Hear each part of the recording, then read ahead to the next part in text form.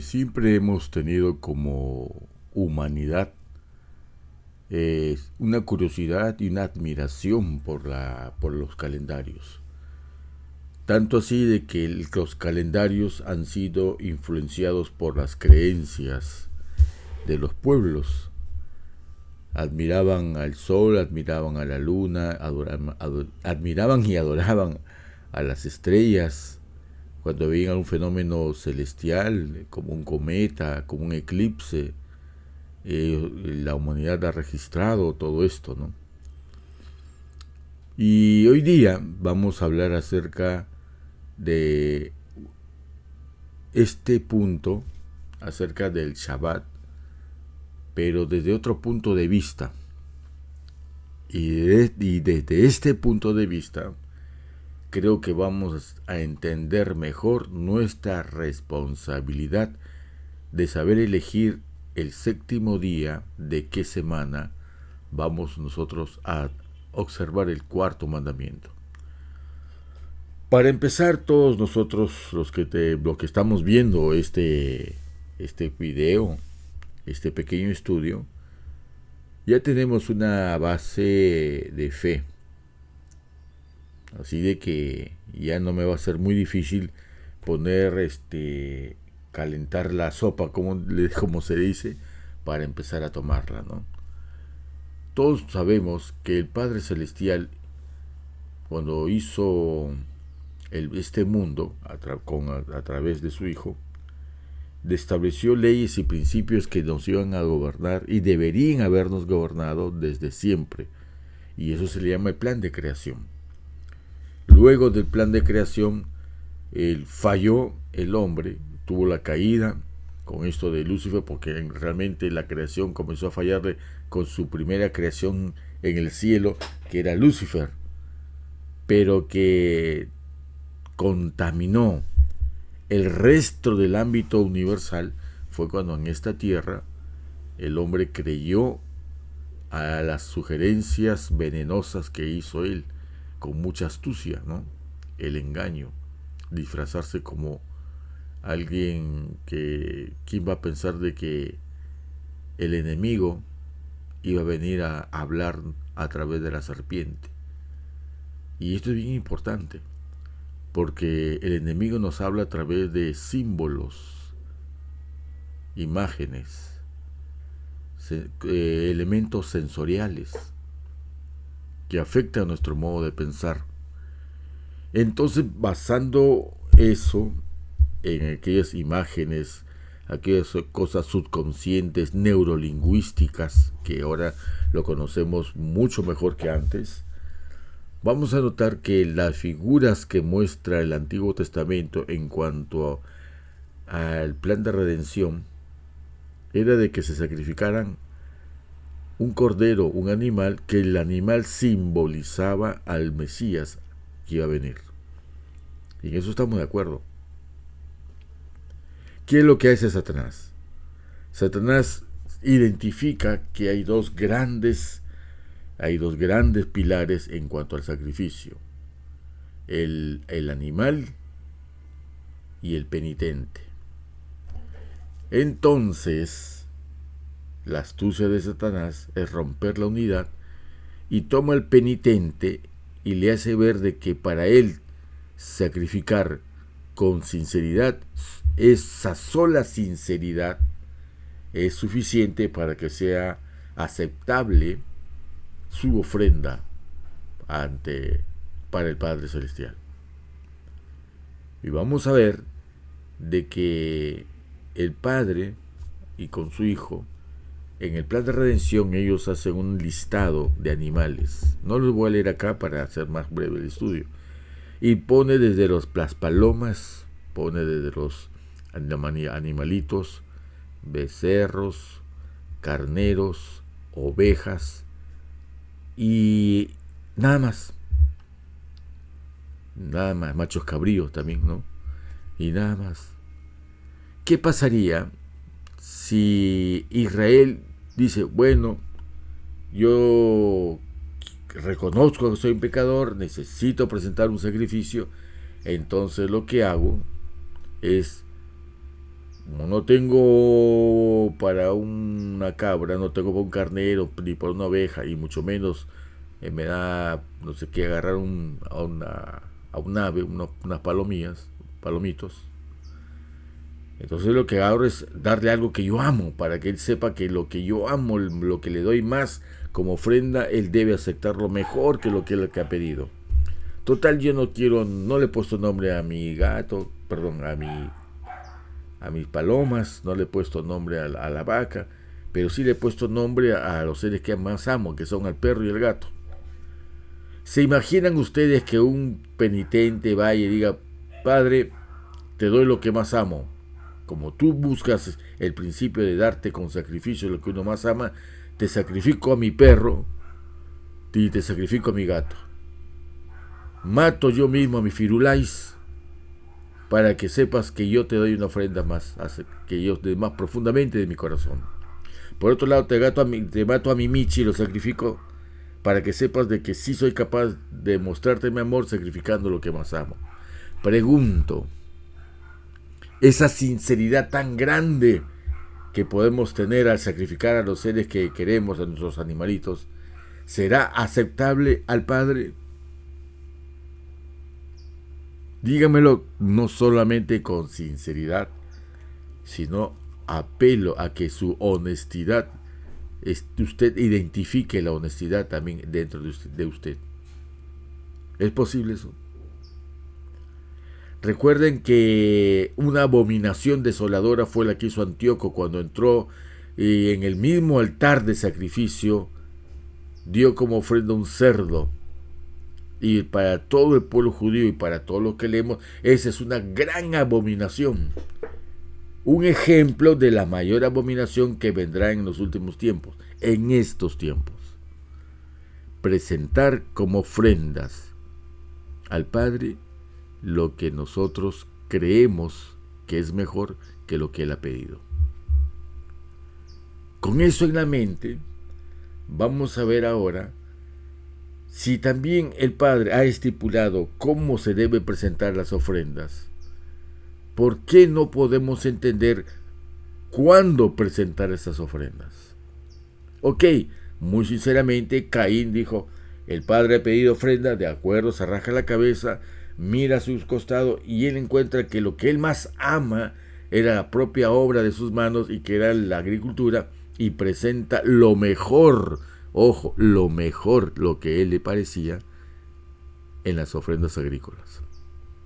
Y viene Abel y dice: bueno, no es que yo dé lo que quiera, doy lo que el Padre ha pedido, el sacrificio de un cordero, por el símbolo, por lo que aquello que habla a nuestros sentidos a través de las cosas que nos van representando el verdadero propósito.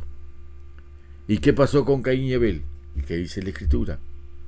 Caín y Abel eran los hijos que permanecían con Adán, y el resto de los hijos que también tuvo Adán, que le recriminaban por haber perdido el Edén, que miraban al Edén y le decían: por tu culpa hemos perdido no vivir ahí, renegando de su padre y su madre, estos hijos de Adán se fueron a vivir a otra tierra, a la tierra de Nod. Pero Caín y Abel eran hijos que sí querían obedecer el sacerdocio que su padre lideraba para presentar las ofrendas al Padre y al Hijo. Así que Adán tenía dos hijos que tenían que ser educados en el tema de la fe. El simbolismo de Adán es el Padre, y el simbolismo de Caín y Abel es el simbolismo del trigo y la cizaña que crecen en el mismo terreno, no en otro lado, en el mismo terreno, que es el hogar, que es la iglesia, que es nuestra fuente de creencias comunes. Pero había una gran diferencia en que uno hizo lo que el Padre le pidió y el otro hizo lo que el Padre no le pidió, pero él sintió de que era lo mejor. Ambos religiosos, uno decidió ser leal al punto y coma de la Escritura, y otros decidieron ser leales a su propio criterio y no a la especificación que había dado el Padre y el Hijo.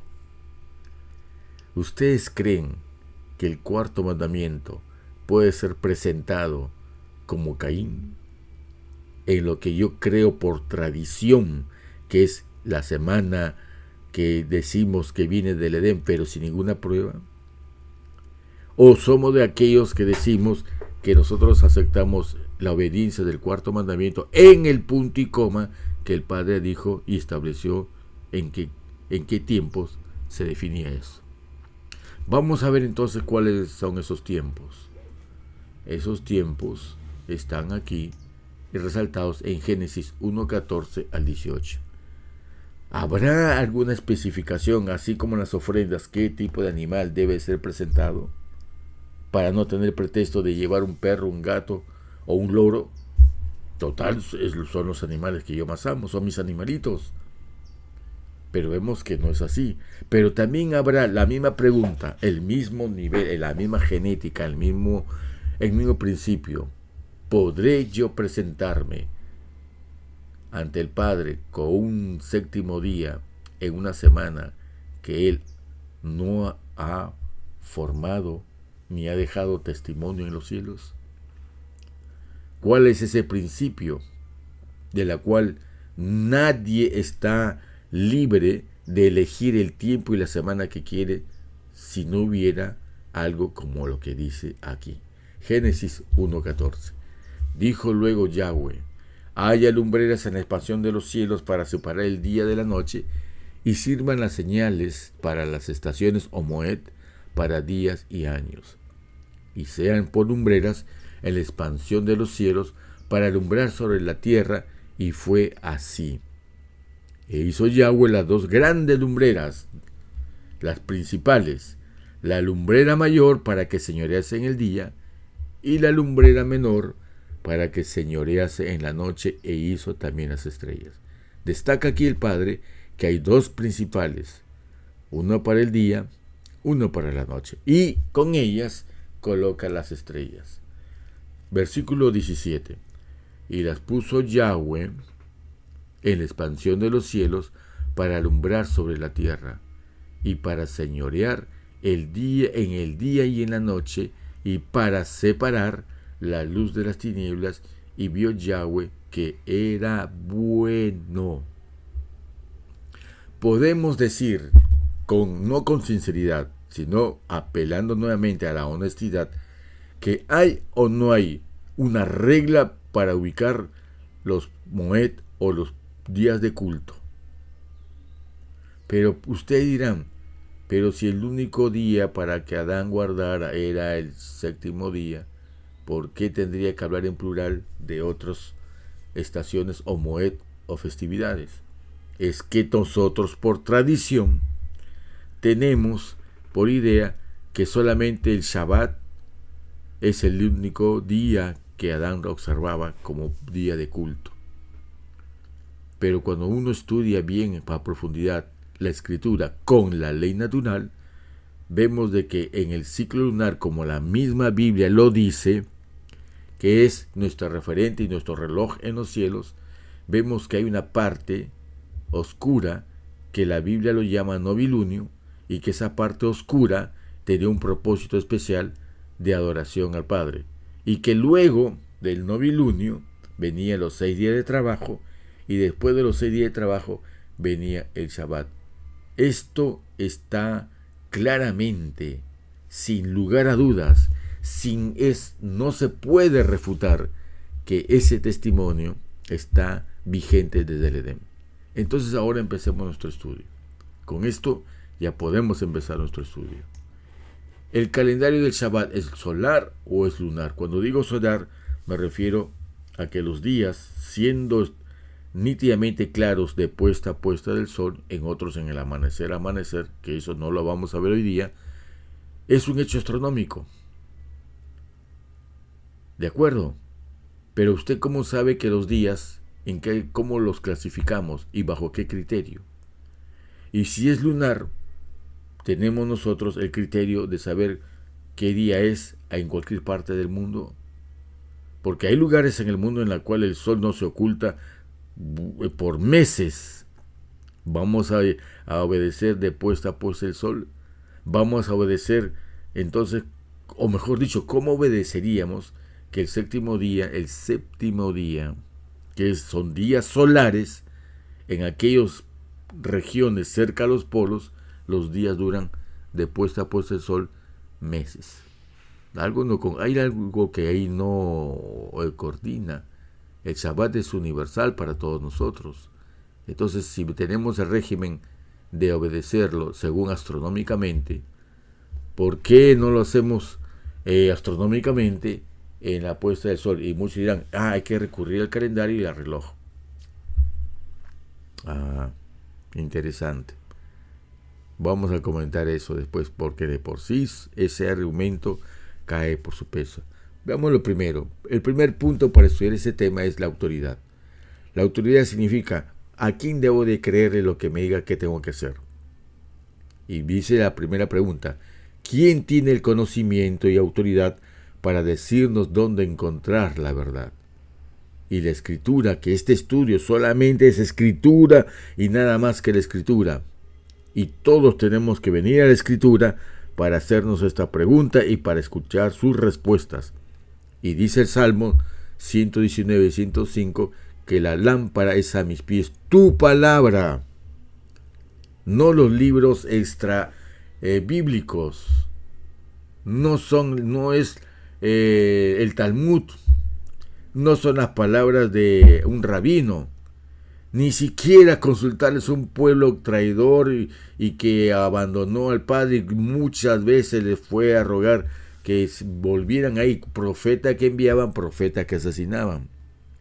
Pero ellos dirán, pero ellos registraron. Vamos a ver también todo eso. Ellos fueron obedientes. Si hubiera estado el Mesías acá y si hubieran observado fuera de fecha el Shabbat, él hubiera dicho, por supuesto, claro que sí. Pero la primera opción, con toda autoridad, es la palabra. Juan 5:39. Escudriñad el Talmud, escudriñad los libros rojos, escudriñad lo que dijo Lutero, escudriñad lo que dijo fulano de tal, escudriñad lo que hicieron los pioneros. Eso dice la Escritura. Y ojo, ¿quién lo está diciendo ahí? ¿Cualquier moco de pavo que vemos ahí parado en un púlpito? ¿O vemos quien lo que está diciendo esas palabras es el mismo que hizo los cielos y la tierra? Escudriñad las Escrituras, porque a vosotros os parece que en ellas tenéis la vida eterna. ¿Y por qué la vida eterna? Porque si no sincronizamos bien el Shabbat con lo que dicen las Escrituras, aun cuando seamos sinceros y estemos parados frente al templo, la presencia del Divino no está ahí y por lo tanto no tendremos su Espíritu, sino que en lugar del Espíritu del Padre y del Hijo, otro ser soplará espíritu, luz y poder en estas personas. Y dice, estas Escrituras son las que dan testimonio de mí. ¿Y ustedes creen que Génesis 1, 14 al 18 no está orientado a dar testimonios también del Hijo? Pregunta número 2. ¿A quién debemos creer en toda consulta acerca de la fe? ¿A los ministros, pastores, rabinos, iglesias, a los credos, a los manuales de iglesia, catecismos, a lo que decreten los concilios? Ahí debemos de ir a consultar lo que debemos de creer. Juan 8, del 53 al 55 dice: ¿eres tú acaso mayor que nuestro padre Abraham, que murió? Eso está hablando los rabinos, el néctar, la élite de la religión. El único pueblo verdadero no era Egipto, era Israel. Y la élite de ese pueblo verdadero, ¿quién puede dudar de eso? Ellos le cuestionan al Mesías. No eran los sacerdotes babilónicos, de egipcios. Era el mismo sacerdocio de Israel, el pueblo de Dios. Por eso cuando la gente dice el pueblo de Dios no me dice mucho, porque el pueblo de Dios hacía esto. No le creían al Mesías. El pueblo de Dios pidió asesinarlo. El pueblo de Dios apedreaba a los profetas. El pueblo de Dios traicionó. El pueblo de Dios lo abofeteó, el pueblo de Dios lo escupió, el pueblo de Dios lo vendió por 30 monedas de plata. El pueblo de Dios lo negó. El pueblo de Dios. ¿Hay confianza en el pueblo de Dios? ¿O hay confianza en el cabeza, en quien hizo al pueblo de Dios? ¿Y quién te haces a ti mismo? Y respondió Yahshua y le dijo: si yo me glorifico a mí mismo, mi gloria nada es. Mi Padre es el que me glorifica, el que vosotros decís, el que vosotros decís que es vuestro Dios, pero vosotros no le conocéis. ¿A quién conocemos aquí en este mandamiento? Muchos no le enseñan. En Génesis 1, del 14 al 18. ¿A quién conocemos ahí? ¿Quién es el que da quién tiene la autoridad para decirnos cómo debe ser nuestro calendario? Es el mismo problema que dicen ustedes, pero no le conocen. Nosotros guardamos el sábado. No, los judíos guardan el sábado. Así que yo tengo confianza en los judíos. Por eso, por no seguir ese rastro a los judíos, no saben que hay un corte en el siglo IV. Pero es otro tema. Pero vosotros no le conocéis. Y cuando nosotros guardamos el sábado y no el Shabbat, estamos demostrando que no le conocemos. Pero entonces dirán ustedes: Dios, ¿por qué no nos ha dicho nunca nada acerca de eso? ¿Por qué no lo dijo a través de los libros rojos que estábamos guardando un mal día? Y cuando hacen esa pregunta, están obviando un rasgo de su divinidad, que es la tolerancia y misericordia y gran paciencia que tiene el Padre para con su pueblo. Pregunto, le voy a poner un ejemplo nomás, un pequeño paréntesis. ¿Dónde estaba el mandamiento que Dios le diría a David? Oye, no adulterarás, está en este mandamiento. ¿Dónde está escrito que algún momento, en sueños o en visiones o en lo que sea, le diga: eres un adúltero y estás violando este mandamiento? ¿O es que ya no funcionaba ese mandamiento para los reyes? No, pero sí estaba. ¿Y por qué no se lo dijo? ¿Es que acaso por no decirle en su momento quiere decir que no estaba vigente? Piensen, hay muchos casos en la Biblia en la cual Yahweh guarda en aparente silencio frente a un pecado abierto. ¿Y por qué no lo dijo? ¿Y por qué ahora no nos dijo que la semana que estábamos observando el séptimo día es una semana que no es, y que ahora de repente se le ocurra: hoy nos iluminó la cabeza y ahora sí nos hemos dado cuenta que la semana solar no es por la semana continua, sino la semana que dice la ley natural? Piensen, hay mucho que hablar de esto, pero no hoy día, no vamos a hablar de eso, pero yo les dejo que no crean que nosotros no hemos analizado y contemplado estos puntos álgidos en cuanto a este tema de en qué semana vamos a observar el séptimo día. Y dice: mas yo le conozco, él le conoce. Y es cierto, el que le conoce y el único que puede decir cómo es el Padre es el Hijo, nadie más. Y si dijere que no le conozco, sería mentiroso, como vosotros. O sea, es una mentira para él creer que, igual como Caín o como hoy lo hizo Antíoco, que por el hecho de poner una ofrenda sincera es suficiente para que sea verdad. Pero la Escritura lo dice, es una mentira. Y si vemos lo que dicen los 144,000, que no tendrán ninguna mentira en su boca, nos daremos cuenta que una de esas mentiras es no haber afinado el filtro para poner y que se responda a todas las pruebas bíblicas el día que observamos como nuestro Shabbat. Pregunta número 3. ¿Con qué actitud debemos leer la Escritura? Hebreos 4:2 dice: porque también a nosotros se nos ha anunciado la buena nueva como a ellos. O sea, desde Adán hasta nosotros, el pueblo de Israel, a Abraham, tenemos el mismo evangelio. Por eso la Escritura habla de que el evangelio eterno está desde muy atrás. No como el catolicismo, el romanismo dice que el evangelio solamente es la historia del nacimiento hasta su muerte. No. Leamos bien lo que dice Hebreos 4.2, porque también a nosotros, siglo XXI, se nos ha anunciado la buena nueva como a ellos, pero a ellos de nada les sirvió el oír la palabra, como Génesis 1:14 al 18, que es palabra del Eterno. ¿Por qué? Por no ir acompañada de fe en los que la oyeron. ¿No estamos repitiendo acaso la misma falla moral, la misma ceguera cognitiva, la misma tara espiritual, la misma idiotez que tenemos como religión?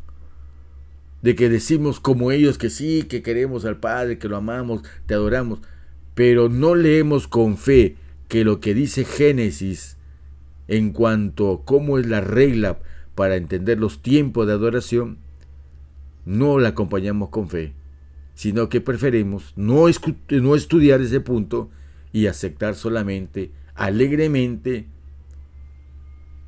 la tradición. La tradición, que se parece mucho a la palabra traición. Cuarta pregunta. ¿Sobre qué base entonces edificamos nuestras creencias? Yo edifico según lo que dijeron los pioneros. Yo edifico mi fe según lo que dicen los libritos rojos. Y vemos que hay pastores y ministros, gente que sale a decir, nosotros no fundamentamos nuestras creencias en lo que dice tal profeta. No, nosotros nos basamos en la Biblia y son 28 doctrinas.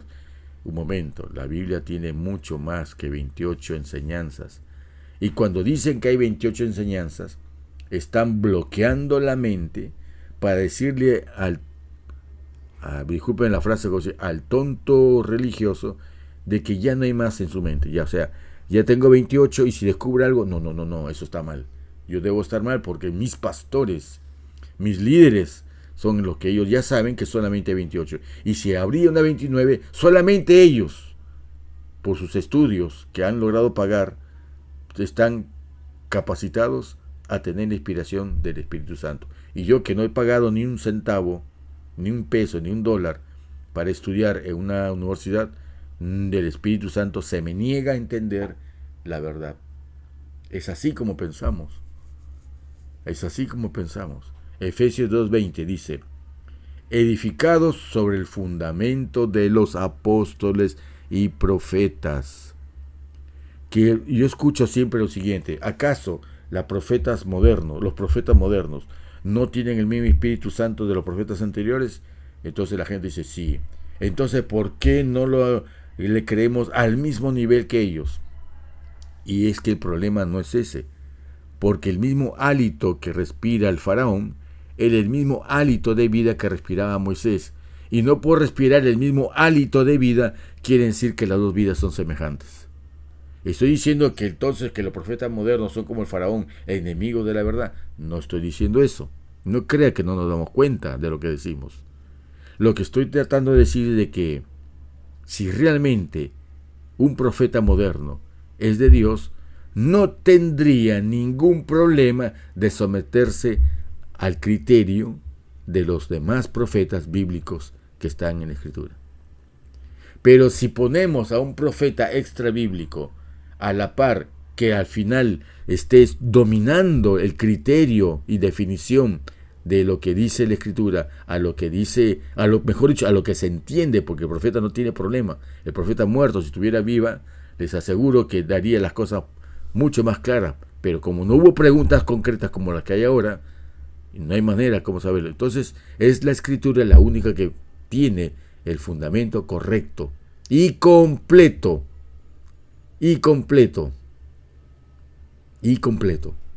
también podemos hablar mucho de eso, que será más adelante. Entonces, nuestro fundamento de fe, si yo voy a ir a unos mormones que tienen su José Smith, o me voy a los testigos de Jehová, o me voy a unos evangélicos pentecostales, Yo tengo que ir con un fundamento común que dice la Escritura, no como los fundamentos particulares de pioneros, profetas y otras cosas más. El fundamento que tenemos que ir para rescatar y hacer el llamado de salir de Babilonia es el fundamento de los apóstoles y profetas. Siendo, ojo, y es necesario decir esto, siendo la principal piedra del ángulo Yahshua mismo. O sea que no es hablar de la Biblia ni del Antiguo Testamento, del Nuevo Testamento, sino que el propósito es que la piedra angular, quien nos explica todos los símbolos, figuras y demás metáforas, es la persona del Hijo. Y en Él se resuelve todo. Génesis 1, entonces comentamos ahí. Entonces, ¿cuál es ese fundamento del calendario Shabbat? Y Génesis 1:14, Yahweh dijo, ese es un así, dijo Yahweh. Y Yahweh dijo que las lumbreras en la expansión de los cielos, ¿cuáles lumbreras? El sol, la luna y las estrellas. Las tres, no una, las tres que puso en la expansión de los cielos para separar el día y la noche y sirvan de señales, marcas. ¿Qué mandamiento es una señal? A ver, ¿qué mandamiento es una señal? Entonces, la señal que está diciendo el Padre son astronómicas. Las señales de culto son astronómicas. La puesta del sol indica el momento que dura un día. Los meses, la señal astronómica son los novilunio. En los años están los equinoccios como las demás señales que tenemos para estaciones. Y para las semanas, ¿tenemos nosotros señal astronómica? Sí, tenemos que las semanas de 7 días también son señales astronómicas y sirvan de señales para estaciones, para días y para años. El conjunto de días de 7 días son semanas. Y dentro de esas señales para esos días, en conjunto de 7 de semanas, llamadas semanas, encontraremos también lo que es el Shabbat. Y en los años, para saber cuándo son los jubileos. Más claro, ni el agua. Pregunta 5. Entonces, ¿a quién debemos preguntar y consultar y obedecer para saber en cuál semana de 7 días debemos observar el cuarto mandamiento? Y vamos a preguntarle a la Escritura. ¿A quién debo preguntarle? ¿A mi pastor? Él sabe todo. Él es omnisciente. ¿O a la Escritura? La Escritura es un libro muerto si no le dejamos que la plantilla se ponga sobre el Mesías y en ella sople el Espíritu para ser entendible. Mateo 4:4 dijo, y él respondió y dijo, escrito está, ojo, si yo quiero saber el Shabbat, en qué semana, en qué tiempo, tiene que estar escrito. Porque si no, tendríamos un argumento atenuante de justificarme en el día de juicio. Mire, querido tribunal divino, yo he guardado el sábado porque no encontré escrito más que la tradición que me decían que cada 7 días que venían pegaditos unos a otros, las semanas continuas, me decían que era la semana que venía el Edén. Y podría haber una justificación, pero no hay justificación porque la misma Escritura dice que todo está escrito, que no solo de pan vivirá el hombre, sino que de toda palabra que sale de la boca de Yahweh. Pregunto, y hagan ustedes la pregunta a quien guste, estos versículos de Génesis 1:14 al 18, ¿es palabra de Yahweh o no es palabra de Yahweh? Su respuesta es su destino. Y una vez que hemos establecido la autoridad, que no es ningún mortal, sino la Escritura, en la persona del Hijo y la ley natural, vamos al segundo segmento importante. La gloria de Yahweh, nuestro propósito. ¿Usted cree que ha sido creado para que Dios lo sirva a usted como un un príncipe ocioso que solamente tiene que tornar los dedos para que Dios le conteste sus oraciones? Usted está muy equivocado. Usted está muy equivocado. Si usted cree que tiene usted una religión para que Él obedezca, lo cuide, lo bendiga y dé su diezmo para que no le falte nada, usted está perdido totalmente. Nuestra creación tiene un propósito especial, pero no solamente el propósito egoísta que pues como Satanás acusa al Padre. Dios es egoísta, solamente quiere el clamor de la gente y ese complace en matar, asesinar y extinguir a generaciones, a clanes, tribus, y se complace de la muerte de animales, el olor a quemado, le gusta el chicharrón a Dios. Eso es lo que dice. Y usted no está en capacidad ni en el mejor momento moral de poder refutar eso cuando usted solamente piensa que ha sido traído a la existencia para que Dios lo sirva. Siendo Dios el mago de Oz, el mago de la lámpara, el mago que quiera, quien quiera que sea, para que haga sus caprichos. Mientras que Apocalipsis 4:11 nos dice lo que a continuación leemos. Señor, digno eres tú, nadie más, de recibir la gloria, la honra y el poder, porque tú creaste todas las cosas. Nos está jalando las orejas, porque nosotros decimos que nosotros predicamos el mensaje de los tres ángeles, y vamos a leer eso. Y él siempre, cuando tiene que ver la palabra gloria, honra y poder, está la afirmación de que tú creaste todas las cosas, entre ellas nosotros. Pero de entre todas las cosas que Él ha creado para darle gloria y honra, está esto: el calendario del Edén. No hay manera de nosotros sincronizar nuestro culto al Padre y al Hijo si no fuera bajo los principios y las reglas para saber separar el día de la noche y sirvan de señales para estaciones, días y años. ¿Cómo sé que este día es el día de culto en Shabbat o si es día de culto en novilunio? ¿Cómo lo sé? ¿Con qué señal? Con el calendario humano que nos ha traído y que tradicionalmente ahora le decimos, este es el calendario que viene del Edén, el único cambio que fue en el octubre de 1500 y pico por el Papa tal. Ese no ha sido el cambio, esa es otra cosa. El cambio es haber descabezado los tiempos.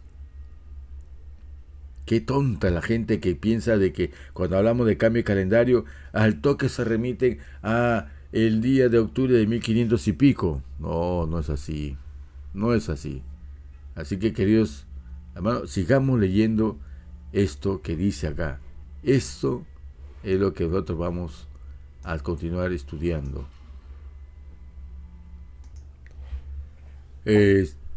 Por eso ahora leyendo, concatenando, hilando, teniendo coherencia con lo que dice la Escritura, leemos Apocalipsis 14:7 diciendo a gran voz: teme a Dios y dadle gloria, porque la hora de su juicio ha llegado, y adorad a aquel que hizo el cielo y la tierra, el mar y la fuente de todas las aguas. Y volvemos a recalcar lo que hemos dicho. Génesis 1:14 al 18 nos está diciendo que Él nos tiene que decir, no el mundo, no su pastor, no el papa, no el cura, no los concilios, no el pueblo judío. La Escritura es una prueba muy grande que no estamos ciegos. Todo está escrito y fue dejado por escrito. ¿Dónde ver el significado de todas las cosas que nosotros tenemos como interrogantes en nuestra vida?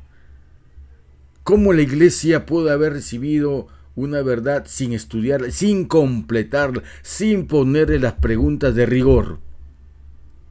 Y las preguntas de rigor de todas las que hemos hecho, falta una. Adventistas del séptimo día. ¿Pero de qué séptimo día estamos hablando? ¿Del séptimo día de la semana tradicional que favorece a Roma y que le ha dado publicidad? Me parecería raro que la semana que Yahweh mandó, Roma lo esté promocionando al punto que la ha hecho que sea de observación civil mundial y también religiosa. Si nunca ocultó que el séptimo día es el sábado, si fuera cierto. Qué raro, ¿no? Qué raro. Cuando el día es astronómico, cuando el mes es astronómico, cuando el año es astronómico, pero que la semana, por arte de magia, estamos tan idiotizados que no podemos identificar que la semana también es un hecho astronómico colocado en los cielos por un testigo insobornable, irrefutable, indiscutible, puesto desde el Edén para que no nos falte a nosotros donde apoyarnos en esa clasificación de días que dice la Escritura. Darle gloria al Padre es alienarnos, es sincronizarnos, es coordinar con la ley natural el testimonio de lo que pide su palabra. ¿Será Dios injusto al rechazarle a Caín su ofrenda sincera? ¿Será cruel, intolerante el padre que venga uno y que sacrifica a un perro, a su gato, que son los seres más que viven, duermen con él en su cama, para mostrarle cuánto lo ama, cuando él ha dicho que yo quiero solamente, hablando en el Antiguo Testamento, ¿no? Palominos, ovejitas, corderos, machos cabríos, becerros, toros? Piénsenlo con honestidad. Sigamos. Pregunta número 2 de la segunda parte. ¿En qué lugar podemos encontrar y entender la gloria de Yahweh? Pues vuelvo a decir, todo está escrito como para no perdernos. ¿Qué nos dice acá el mensaje del primer ángel? Dadle gloria. ¿Y dónde? Y adora a aquel que hizo los cielos y tierra. ¿Qué dice Apocalipsis 4:11? Tú eres digno de recibir la gloria y la honra y poder porque tú creaste todas las cosas. ¿Y qué cosa fue lo que creó? Donde nos hablan de la gloria de Yahweh. Salmo 19:1. Y los cielos cuentan la gloria de Yahweh. ¿En qué momento cuentan mejor la gloria de Yahweh? En los cultos. Y el culto puede ser en cualquier día o cuando los hechos astronómicos nos dan a entender hitos en la cual nos dicen bendito sea quien hizo los cielos y la tierra. ¿Dónde encontramos que se juntan entonces el Apocalipsis 4:11 y el Apocalipsis 14:7? ¿Y dónde encontramos eso? En Éxodo 20:11, cuando dice, porque en 6 días hizo Yahweh los cielos y la tierra. ¿Hay o no hay relación en el Shabbat con las cosas creadas? Y con las cosas creadas, los cielos cuentan esa gloria de él. El Shabbat nos está diciendo, resuman, junten todas estas piezas en el Shabbat. El Shabbat, los 6 días que hizo Yahweh los cielos y la tierra. Júntenlo. Entonces con esto, con honestidad, descubrimos que el Shabbat es astronómico y no un capricho de cálculo de algún poder dominante como lo es Roma al imponer su calendario solar. Entonces descubrimos que el Shabbat es astronómico, pues es en los cielos donde se declara cuándo es el tiempo de dar la gloria a su excelsa persona. Así como muchos amanece y dice, el sol ya salió, es hora de ir a trabajar. El sol ya amaneció, es hora de irnos a hacer nuestras labores. Hecho un astronómico, también el Shabbat tiene que haber, si hay para las cosas sencillas una señal astronómica, como la salida del sol, en los cielos tiene que haber una señal astronómica para decirnos cuándo es el tiempo de dar gloria a su excelsa persona, en la sincronización del sol, la luna y las estrellas, y no cuando lo dice el hombre, la criatura insolente, con su calendario. Este gran detalle, pero olvidado de dar gloria a Yahweh, donde se encuentra, para asegurarnos que será igual desde la eternidad hacia la eternidad. Y Apocalipsis 21, 10 y 11 dice, y me llevó en el espíritu a un monte grande y alto, y me mostró la gran ciudad santa de Jerusalén, que descendía del cielo, teniendo, ¿qué cosa? La gloria de Yahweh. solamente en el religioso embrutecido por los dogmas, cree que la gloria de Dios solamente es el brillo que se ve a través de los ojos. O sea, un ciego no puede apreciar la gloria de Dios. Y eso es una tontería. La gloria de Dios es un concepto tan amplio que tiene su representación visible en la luz, como en el vestido que vestía Adán y Eva. Ese es el símbolo o la expresión física de otro contexto que soporta y dan propósito a esa luz visible. Igualmente ahora, ¿cuándo se da la gloria al Padre y al Hijo? Isaías 66, 23. Y de novilunio en novilunio, y de Shabbat en Shabbat, vendrá toda carne a adorar delante de mí. Adorar es lo mismo que dar gloria al Padre y al Hijo. Punto número 3. Restaurando el Shabbat. Ya hemos visto la primera parte, que es la autoridad, que es solamente el Padre y el Hijo. En los escritos está. Ya hemos visto la segunda parte, que la gloria de Yahweh es nuestro propósito. No hay otro. Después de Él, su gran amor hacia nosotros nos permite disfrutar de la existencia, de todas las maravillas que Él ha hecho. Y la tercera parte es restaurando el Shabbat. Ok. ¿Cuál es la diferencia entre el calendario de Yahweh de Génesis y el calendario de los hombres sin Génesis, solamente el sol? Primero, la semana celestial, la semana astronómica. La semana celestial tiene referencia visible entre cada fase lunar exactamente todos los meses de todos los años, como un testigo desde el Edén. Esta semana celestial es natural de 7 días, es astronómica y se usaba en el santuario. Si no lo creen, lean Levítico 23. Y por otro lado, tenemos la semana tradicional, la semana del calendario de las semanas continuas. La semana terrenal es antinatural. ¿Y por qué no es antinatural? Porque no tiene referencia cuándo empieza y cuándo acaba en ningún lado. Solamente 7. Es astrológica, es esotérica, porque sus nombres de cada día de la semana son usados por los cultos, y de eso se heredó el tener los nombres que tiene hasta la fecha de hoy. Y la diferencia entre estas dos semanas es el novilunio. El novilunio dice cuándo empieza el mes, cuándo acaba el mes. El novilunio es el punto y el hito importante para saber cuándo empezará después del novilunio el primer día de trabajo hasta el 6º día, para luego venir el Shabbat y repetir ese grupo de días llamada semana por 4 en cada mes. Este novilunio es la fase oscura, no clara, no cuando venga el primer rayito, es la fase oscura del ciclo lunar, que puede durar entre 1 o 2 días como máximo. Y el novilunio está en Isaías 66, 23, cosa que no tiene la semana terrenal o esotérica. Punto número 2 de la tercera parte.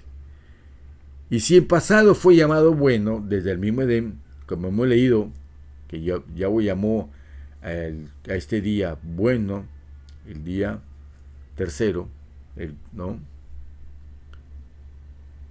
día cuarto, perdón. Dice acá, ¿cómo podemos dejar de considerarlo bueno si nunca dejó de serlo? O aquellos que guardan el sábado, ellos están diciendo lo mismo que repite Satanás. Y hay cosas que si fueron buenas en el pasado, ahora, al criterio de los superungidos, ya no es bueno. Así que todo sabático debe tener la valentía de reconocer que Génesis, la palabra de Yahweh, ya no es buena. ¿Qué dijo Génesis?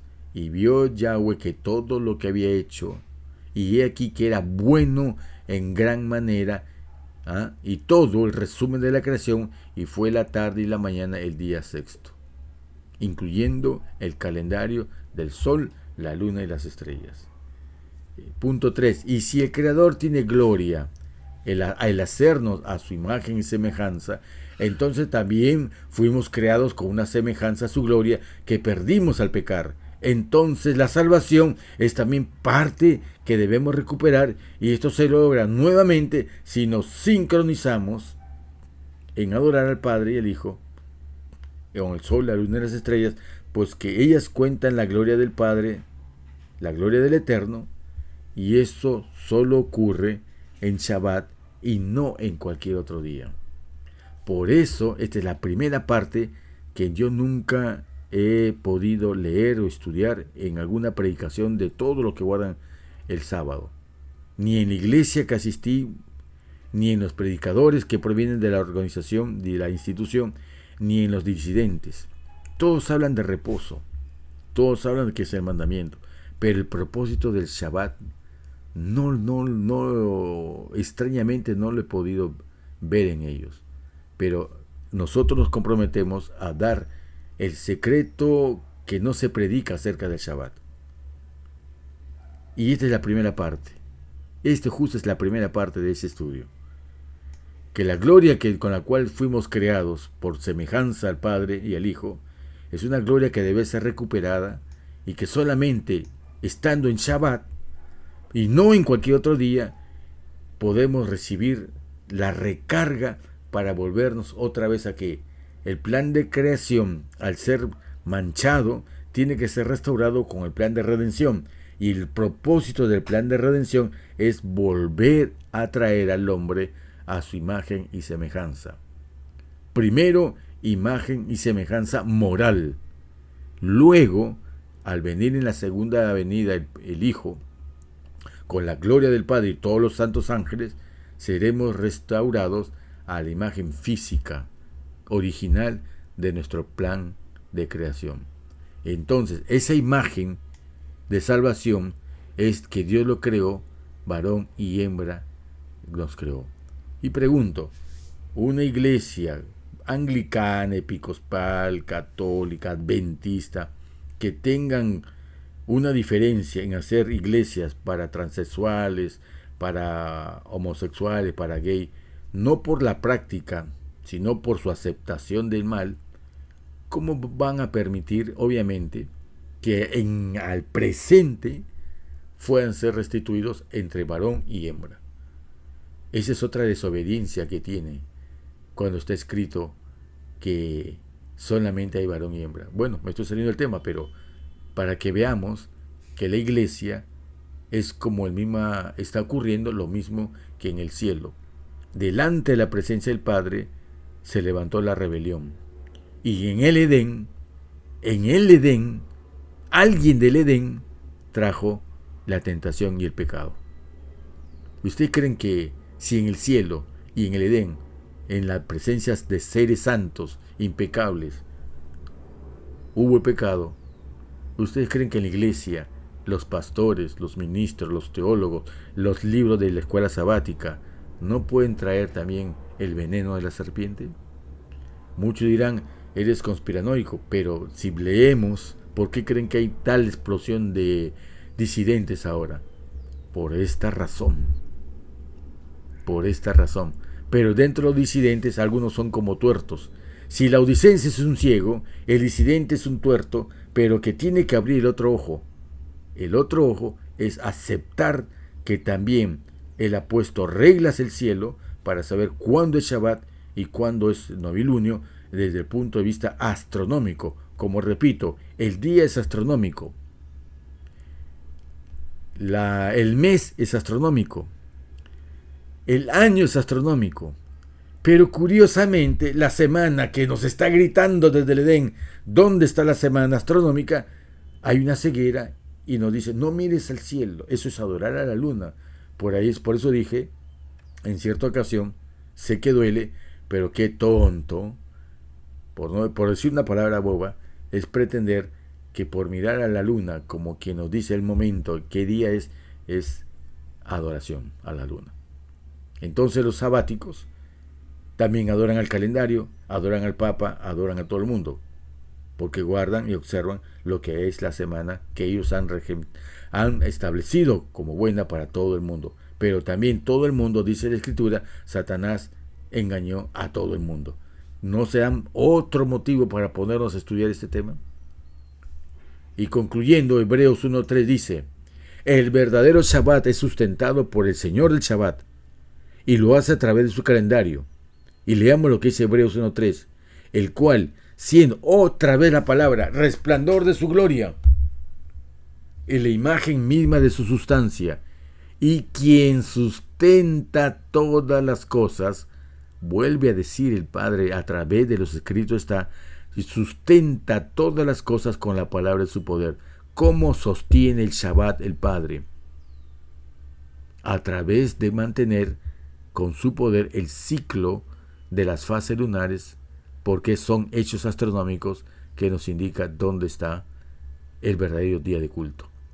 Y hay gente que son muy famosos, muy dados a dar videos, muy vanidosos, de que dice, no, la hermana Guay dice que Dios se preservó, Dios cuidó la semana, y es en los judíos. Nosotros hemos heredado por la tradición la semana.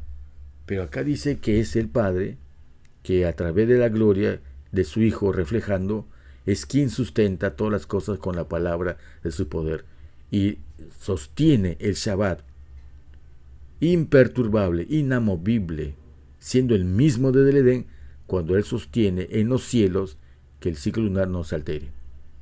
Habiendo efectuado la purificación de nuestros pecados, ¿con qué ofrendas? Con mi perro y con mi gato, que son los que más amo, con un cerdo como lo hizo Antíoco, o con las ofrendas que Yahweh pidió. Entonces, con ese ejemplo, aplíquenlo. Si también la purificación de nuestros pecados en el séptimo día, sea en un séptimo día como Él lo quiere, o en un séptimo día como la tradición nos abraza, nos besa y nos adormece para seguir creyendo que es el verdadero cuarto mandamiento. Él se sentó a la diestra del trono de la majestad en sus alturas. Entonces concluimos, la gloria del Shabbat es la misma presencia divina en él. ¿Puede el sábado decir lo mismo? Elija usted. Ya los argumentos han sido dados. Espero que haya sido algo esclarecedor, algo estimulante para que si usted sigue guardando el sábado, póngase a estudiar esos textos y busque la gloria de Dios, no su gloria. La iglesia que no quiere estudiar este tema y no da un escrito está por qué guardan el sábado y no el Shabbat, deben de saber de que están buscando la gloria de tener la razón y no la gloria del Padre en el escrito está. Nosotros, los que tenemos este ministerio, todos buscamos la gloria del Padre. No somos perfectos y estamos en ese proceso, pero nos es necesario compartir que la gloria del Shabbat es la misma presencia divina en él. Yahweh tenga misericordia de nosotros. Amén. You there, second desk, blue jacket. What is your name? My name is Alexis. Alexis, please leave my lecture room. I don't want to see you at one of my lectures ever again. I don't understand. I am not going to ask a second time. Thank you.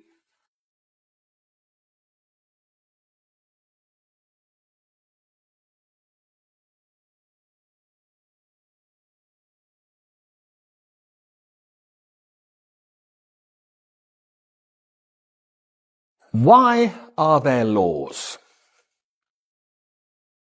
What are laws for? Anyone?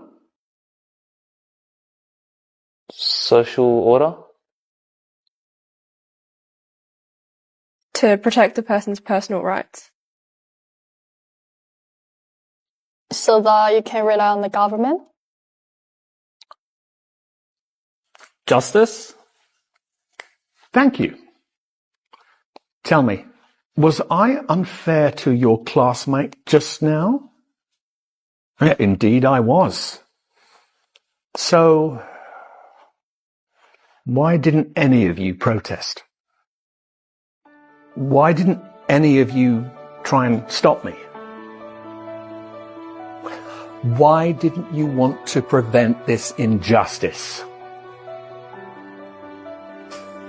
You didn't say anything because you weren't affected yourself. And this attitude speaks against you and against life. Truth and justice lives through us all, and we must fight for it. I mean, we often live next to each other, but not with each other. We console ourselves that the problems of others are nothing to do with us, none of our business. Every day an injustice happens in business, sport, or on the tram. It is our duty to be there for others, to speak up for others when they cannot. I am here to teach you the power of your voice.